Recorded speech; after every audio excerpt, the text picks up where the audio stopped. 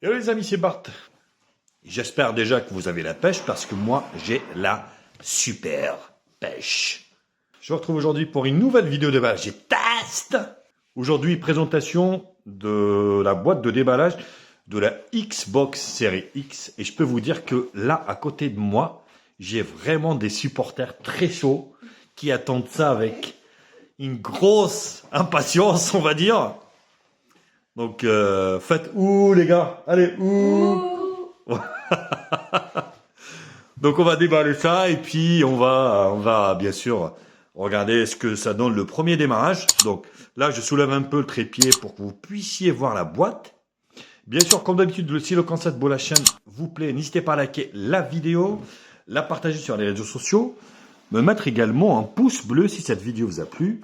Abonnez-vous à ma chaîne, je vous mets le lien d'achat en bas dans la description. Actionnez également la cloche pour recevoir les notifications de la chaîne. Vous pouvez également faire un don à la chaîne si vous voulez. Voilà, donc dans le package, donc voilà, c'est le package standard. Vous avez donc la console qui est là. Hop. On va la laisser là, on va regarder ce qu'il y a dedans. Donc, vous avez un petit manuel d'utilisation, un guide de démarrage, ici, qui vous explique un petit peu les différentes connectiques, on va dire ici, de la console, la manette. Alors, ici, on a un câble HDMI, voilà, des plus beaux, enfin, des plus simples, hein, on va dire. Alors, donc en plus du câble HDMI qu'on voit là, donc on a ici donc la manette qui va avec. Voilà, donc manette Xbox, forcément. Ici, donc avec ça, c'est celle qui se... voilà, avec des piles, hein. Donc c'est pas la console, enfin je veux dire, c'est pas celle qui se recharge. D'ailleurs, normalement vous avez des piles qui sont livrées avec. Voilà, des Energizer, je pense. Duracell. Voilà, c'est des Duracell. Donc là, vous avez une seconde ici. On va les mettre directement. Donc vous avez deux piles double A, moins plus et plus moins. Voilà. Tout simplement. Voilà, donc la manette est prête. Donc vous avez ici un port USB-C. Si vous mettez des batteries, on va dire des piles rechargeables. Donc là, c'est pour connecter, on va dire, la manette. Bon, c'est comme celle d'avant, en fait. Hein. Vous avez ici le port jack 3.5.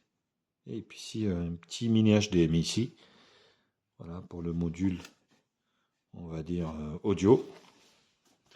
Donc ça, c'est la manette. Vous avez également... Alors, fini la grosse, on va dire... le gros chargeur de la Xbox One. Là, on se retrouve avec une prise secteur directement. Voilà, tout simplement. Donc, des plus simples. Hein, donc, voilà. Plutôt de bonne qualité. Et c'est tout déjà. C'est fini. Là, donc, vous avez le petit manuel d'utilisation Xbox. Voilà, bon. On va laisser là. C'est simple. Hein, de toute façon, vous allez être guidé tout le long du processus, on va dire, de la configuration de la console. Hop. Et hop, on va mettre ça là, comme ça. Le carton, on va le garder. J'aime bien garder, même celui de la Xbox One que j'ai. Je l'ai toujours. Alors, on va enlever ça tranquillou. Hop. On va pousser ça là et vous avez la tour magique ici. Clac. Voilà, moi donc je suis pas PS, hein, donc je suis plutôt Xbox parce que j'ai eu la Xbox première génération, j'ai eu la 360, j'ai eu la Xbox donc One et là je passe sur la série X. Autant vous dire, voilà, je vous le dis dès maintenant, c'est pas moi qui joue, c'est mes enfants. Donc voilà, tous les tests qu'on va faire sur cette Xbox, ça sera mes enfants qui vont y jouer parce que du coup, moi, c'est fini pour moi. de temps en temps, un petit peu, on va dire, mais voilà, c'est pas... Donc là, vous avez ici l'aération avec des grilles ici, normalement qui vont s'allumer en vert une fois que c'est allumé. Donc là, vous avez le lecteur ici, Blu-ray, donc avec le petit bouton. Alors ici, le Xbox, le signe Xbox ici. Vous avez également ici, donc pour appairer, ici, vous voyez, là, vous avez pour l'appairage, on va dire, de la manette et un port USB. Donc ça, c'est la face avant. Sur le côté rien, les deux côtés rien, et tout se trouve à l'arrière ici. Donc vous avez une partie ici, ouais, une partie ici, une petite ouverture ici. Donc là, alors ça c'est quoi ça? Ouais, c'est un petit trou, il n'y a rien. Donc vous avez deux USB derrière. Vous avez le RJ45 pour Internet.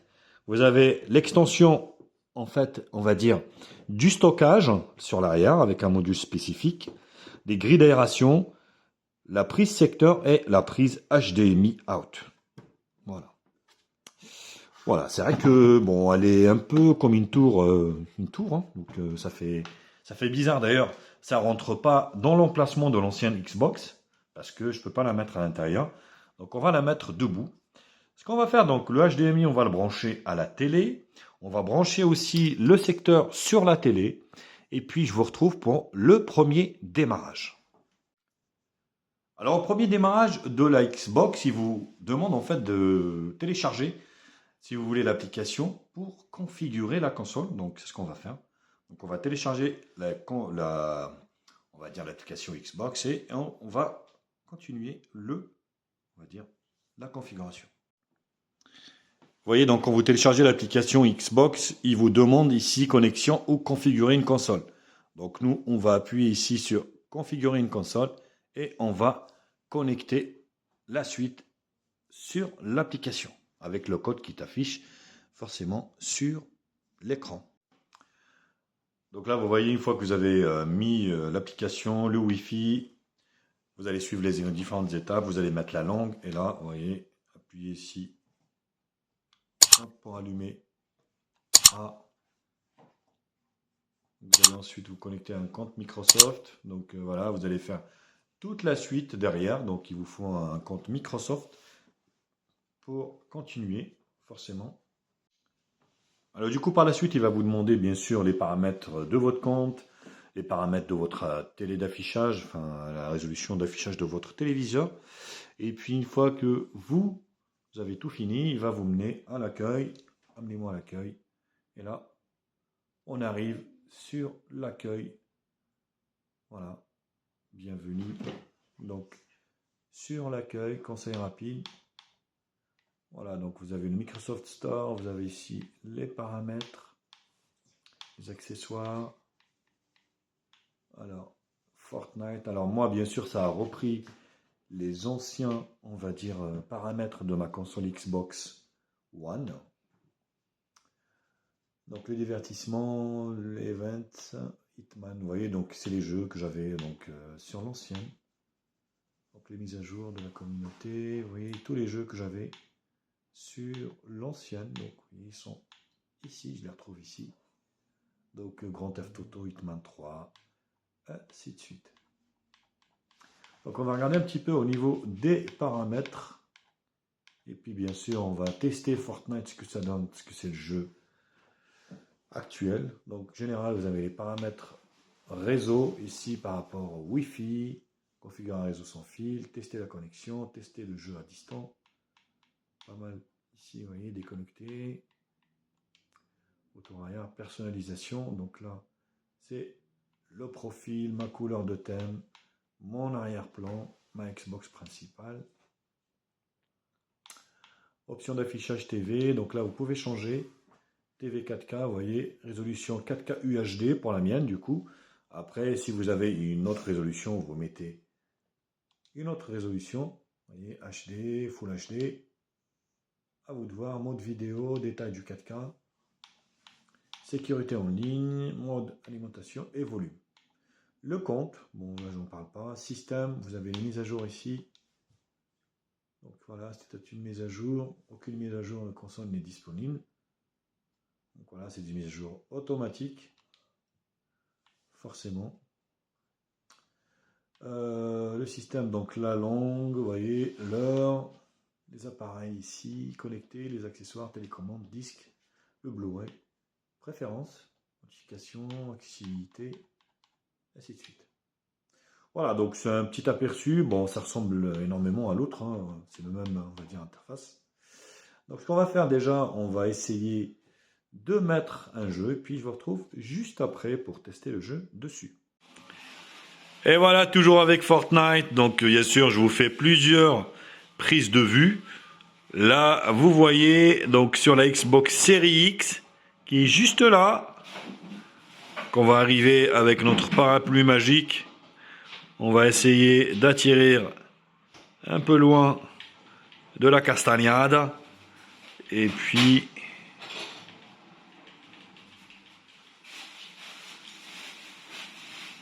Voilà, avec le nombre de FPS qui s'affiche en haut. Bon, c'est pas élevé, donc on peut aller normalement jusqu'à 120 FPS. Mais bon, c'est sûr que moi, ma connexion étant très limitée, donc je peux pas faire autrement.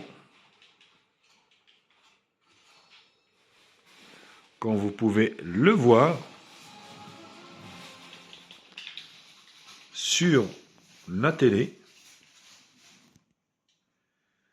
Mais l'image est quand même assez nette. Elle est belle, précise et nette. Faites-le moi également savoir dans les commentaires si vous voyez vraiment une différence par rapport, on va dire, à Fortnite sur une Xbox One ou une One X ou je pense qu'il n'y a pas énormément de différence honnêtement. Peut-être que je me plante. Après, c'est à vous de me dire également, à vous de me préciser dans l'annonce si c'est vraiment différent. Allez, je vous laisse voir un petit peu le décor. Mais c'est plutôt concluant. Je vous ferai également voir ce que ça donne sur GTA V. Je sais qu'il y en a plein parmi vous qui jouent à GTA V. Donc on verra aussi également ce que ça donne au niveau du rendu, si c'est vraiment bien ou moins bien. Par rapport bien sûr à une Xbox normale. Hello les amis, je vous retrouve donc pour le test de GTA V avec un expert en as, Bart, qui est en train de tout défoncer. Donc GTA V. Alors dites-le moi ce que ça se voit, la différence de résolution avec GTA qui peut être joué. Moi j'en vois honnêtement. Donc là les graphismes sont beaucoup mieux. Sachant que c'est un jeu quand même qui date depuis quelques années. Il n'y a pas eu de GTA 6. Normalement il est prévu pour l'année prochaine. Mais vous voyez c'est plutôt pas mal. On va essayer d'agrandir un peu. Comme ça. Et on va essayer de jouer un petit peu.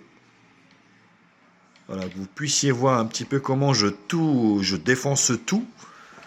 J'écrase tout sur mon passage. De telle façon à tout défoncer. Voilà, c'est vraiment un pur bonheur. Hein. Eh oui mec, il fallait pas être devant moi.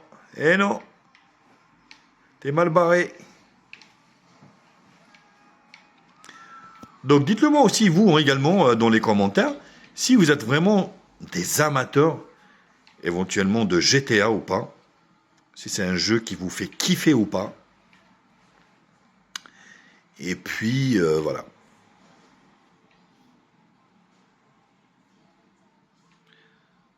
Vous voyez, ça roule tout seul. Honnêtement, les graphismes sont quand même beaucoup plus évolués que ça. Maintenant, voilà, je vous ai fait 2 jeux. Pour vous, est-ce que ça vaut le coup vraiment de passer sur une console Next Generation à ce prix-là? Sachant que quand même, la console coûte quand même 500 boules et n'est pas dispo. Il faudra se battre et s'arracher pour l'avoir. Est-ce que vous êtes prêt à franchir le pas? Est-ce que c'est quelque chose qui vous fait saliver? Est-ce que voilà, il faut attendre ou est-ce qu'il faut se contenter de sa console actuelle parce qu'il n'y a pas vraiment de gros changements? C'est tout ça, c'est les questions qu'il faudra se poser pour voir vraiment si ça vaut le coup de passer sur une console de dernière génération ou il vaut mieux attendre peut-être que le prix baisse aussi et qu'elle soit de stock parce que je rappelle que cette Xbox Series X n'est pas du tout de stock contrairement à la Series S. Alors, on n'est pas sur les mêmes caractéristiques, on n'est pas sur les mêmes, on va dire, puissances. Alors peut-être puissance, c'est les mêmes processeurs, mais par contre, au niveau de l'affichage, on n'est pas du tout sur la même chose. Donc tout ça, lâchez-vous dans les commentaires, faites-le moi savoir, dites-le moi. Et puis moi, voilà, donc je vous laisse sur ce. Je vous retrouve bientôt pour d'autres tests sur HTMI. Allez, je vous kiss et je vous dis à très vite. Tchuss les biloutes. Tchuss tchuss avec GTA. Alors encore un peu.